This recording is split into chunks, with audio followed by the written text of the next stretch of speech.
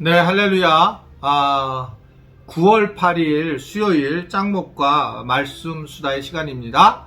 오늘도 말씀 수다에 함께 하시는 우리 지체들을 환영하고 사랑하고 축복합니다. 오늘 우리에게 주시는 또 말씀은 에스라 6장 1절부터 12절의 말씀인데요. 하나님 말씀을 보시겠습니다. 이에 다리오 왕이 조서를 내려 문서창고 곧 바벨론의 보물을 쌓아둔 보물 정각에서 조사하게 하여 메데도 앙메다 궁성에서 한 두루마리를 찾았으니 거기에 기록하였을 때 고레스 왕 원년에 조서를 내려 이르기를 예루살렘에 있는 하나님의 성전에 대하여 이르노니 이 성전 곧 제사 드리는 처소를 건축하되 지대를 견고히 쌓고 그 성전의 높이는 60규빗으로 너비도 60규빗으로 하고 큰 돌 3켜에 새나무 1켜를 놓으라. 그 경비는 다 왕실에서 내리라.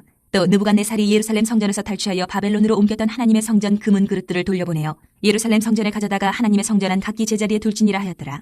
이제 유브라데 강 건너편 총독 탓드네와 스달보스네와 너희 동관 유브라데 강 건너편 아바삭 사람들은 그것을 멀리하여 하나님의 성전 공사를 막지 말고 유다 총독과 장로들이 하나님이 이 성전을 제자리에 건축하게 하라.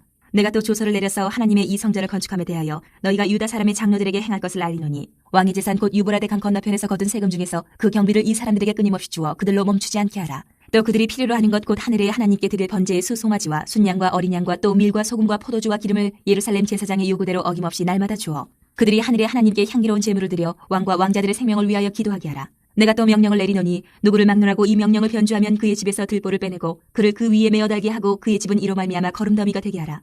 만일 왕들이나 백성이 이 명령을 변주하고 손을 들어 예루살렘 하나님의 성전을 헐진대 그곳에 이름을 두신 하나님이 그들을 멸하시기를 원하노라. 나 다리오가 조서를 내렸노니 신속히 행할지어다 하였더라.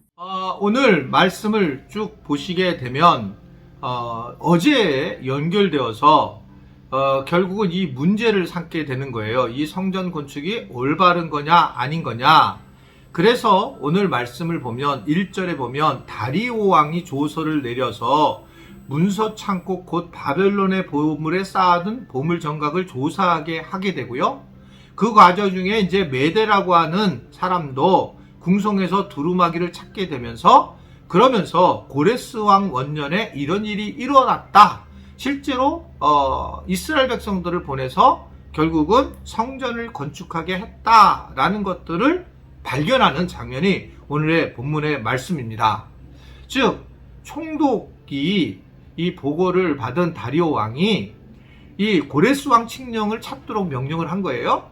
그래서 이 왕의 행적을 찾는 것이 너무나 오래 걸릴 수도 밖에 없고 십수년을 걸릴 수도 있는 그런 상황이었는데 하나님은 결국 이 한 사람을 통해서 결국 이 일을 직서를 찾아내게 됐다는 거죠.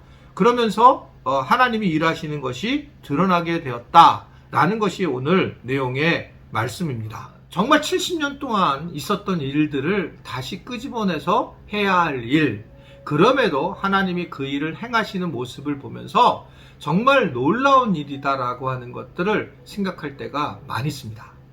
그러니까 우리가 개인도 그렇고 교회도 마찬가지인데 사실은 하나님께서 아주 놀랍게 세밀하게 사람을 통해서 또 발견하고 해결해 나가시는 모습들을 굉장히 많이 볼 수가 있어요.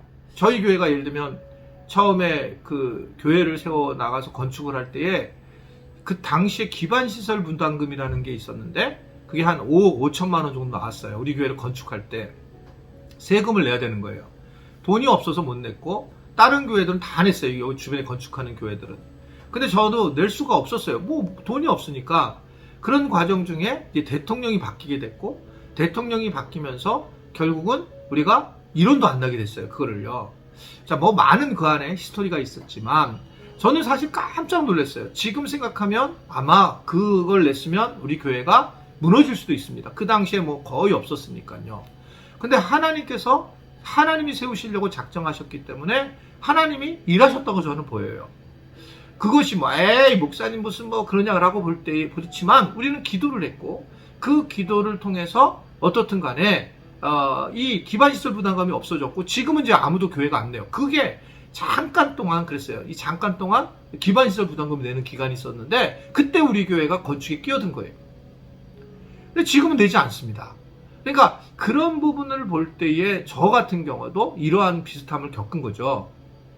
하나님이 사람을 통해서 일하시고 큰 구조를 통해서 일하신다는 것을 오늘 에스라의 성경을 통해서 이야기하고 있는 겁니다. 만약에 당시 사람들은 이쪽 다리오 왕 이쪽에서 무슨 일이 일어나는지를 모를 거예요. 그죠? 왜냐면 그걸 모르죠. 우리가 후대에서 이게 기록돼서 알게 된 거지. 그런데 여전히 일하시고 계시는 하나님을 보고 있다는 거죠. 그러니까 계속 방해를 해도 하나님이 일하시면 그 일이 이루어지고 완성이 된다는 거예요. 그러니까 어제 제가 말씀이라는 게 굉장히 중요하게 여겼고, 또 하나, 그래서 이게 우리가 계속 마음을 움직이게 하는 것이 중요하기 때문에 기도가 참 중요하다라고 말씀을 드리잖아요. 그러니까 우리가 기도가 믿지 않는 사람을 만날 때나 어떤 일을 할 때나 기도하는 것이 무조건 중요하다. 기도가 안 된다면 기도해야 된다는 거죠. 이런 말이 있어요. 기도하지 않는 법을 치료하는 약은 기도하는 것이고, 그리고 적게 기도하는 병에 대해 치료약은 많이 기도하는 것이다. 우리는 우리의 유익을 위해 필요한 모든 것을 기도를 통해서 얻을 수 있다라고 기도의 불병거라고 하는 이 바운주라고 쓴 사람이 한 말이에요. 기도는 정말 모든 것의 전부라고 보여줘도 돼요. 그러니까 기도를 한다는 얘기는 무조건 우리한테 이득입니다. 기도는 무조건 이익이에요. 이게 응답이 되든 응답이 안 되든 이득이에요. 그러니까 기도는 뭐 생명과 같은 겁니다. 그래서 틈나면 기도하셔야 돼요. 틈나면 기도하고, 또 기도를 통해서 하나님과 깊은 관계를 맺고 응답을 경험하고, 또 본인이 원하는 걸 기도를 통해서 하나님이 살아계시는 것을 우리가 알게 돼야 된다. 제가 어떻든 간에 살아오면서 하나님이 선한 거로 채워준다는 걸 알고 있기 때문에 사실은 특별히 우리가 기도할 필요가 있냐라는 생각을 할 수 있는 충분한 생각을 하게 됩니다. 그러나 기도를 통해서 하나님의 은혜를 우리가 깨닫게 되고 하나님이 살아계시는 것을 경험하는 거예요. 가만히 있으면 우리는 그런 존재가 아닙니다. 그래서 기도를 할 때에도 자기 기도보다 다른 사람의 기도는 그 사람이 어떤 기복신앙적인 것도 기도해 줄 수가 있어요. 하나님, 저 사람은 지금 정말 돈이 없는데 하나님 저 돈 좀 주세요. 이 기도는 하나님이 정말 들어줄 수 있는 기도예요. 하나님, 나 돈이 없는데 돈 좀 주세요. 그러면 하나님이 너 내가 뒤에 있는 거 알는데 이걸 우리는 얘기하고 있잖아요. 근데 그 사람에 대한 마음을 가지고 기도해 줄 때는 어떠한 기도도 괜찮아요. 우리가 누군가를 위해서 기도할 때는. 그러니까 이 중보기도는 너무 중요한 기도예요.